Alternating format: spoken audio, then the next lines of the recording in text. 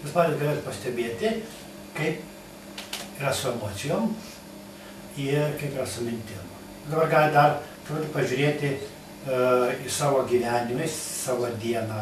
Ar yra dėl ko, kad reikėtų pykti? Tai pasižiūrėkit, bet kiek įmanoma. Paprastai lengviau būna matyti, kai mes arba sėdėm atsirėmę, arba tiesiai. Tuomet lengviau yra būti subalansuotoj būsenoj, bemintiai, džiaugsmingoje, tokio džiugioje, labai gilioje ramybėje, taikoje. Pažiūrėkit, ar yra dėl ko pykti? Galbūt ir vienaip žiūrint, galima būtų rasti dėl ko pykti, bet pažiūrėkit, ar jūs pykstat dėl ko nors dabar.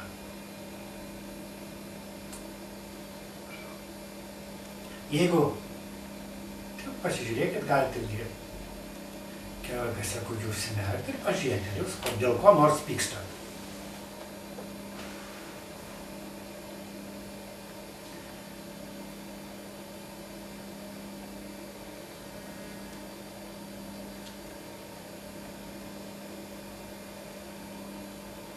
Pyktis, jūs tiesiog žiūrėkit, užsimerkė. Pyktis gimsta, kai energija juda per mintį, kurią jūs pakišat, kurią jūs įterpiat tarp situacijos, tarp kito žmogaus ir savęs, tarp gyvūno.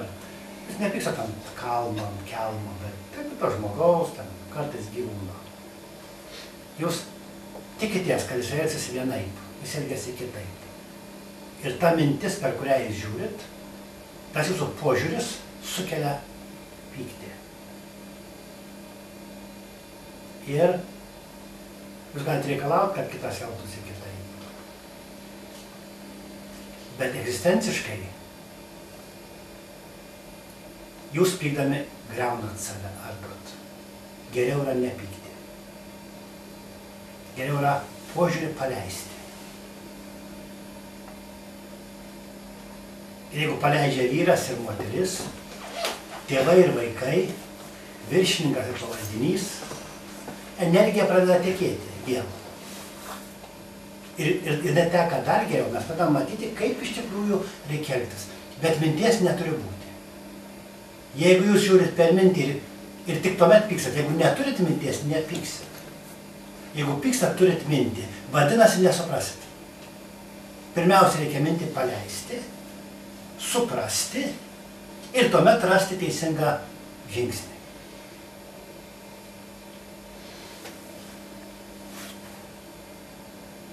Pirmoji meditacijos mokyklos pakopoj mes ir mokomės pažinti emocijas ir pažinti, kas jas sukelia. Dar daugiau, jeigu pyktis gimsta, jis pradės graužti jūsų skrandį, dvylikapirštę žarną, daug kur kitose vietose atsiras pradžioj energijos sankaupos, o po to ligos. Dantis pradės gesti, žandikauliai irti. Mes daug pykčio gyvūnai išreiškia šaukydami. Jeigu energija nusėda žandikauliuose, pradeda net dantis gesti. Bet tiesa tokia, kad pirma, norint suprasti, ką reikia daryti, kad nepyktume, kad išspręsti problemą, rasti gražų, gerą sprendimą, reikia paleisti savo, pamatyti, dėl ko pykstu, dėl ko pykstat. Antra, pamatyti, ar kitas nežiūri per mintį, paleisti ir žiūrėti, koks yra atsakymas. Kol mes pykstam, mes negalim pamatyti atsakymą. Mes negalim rasti teisingo sprendimo geresnio. O tokių minčių yra tūkstančiai.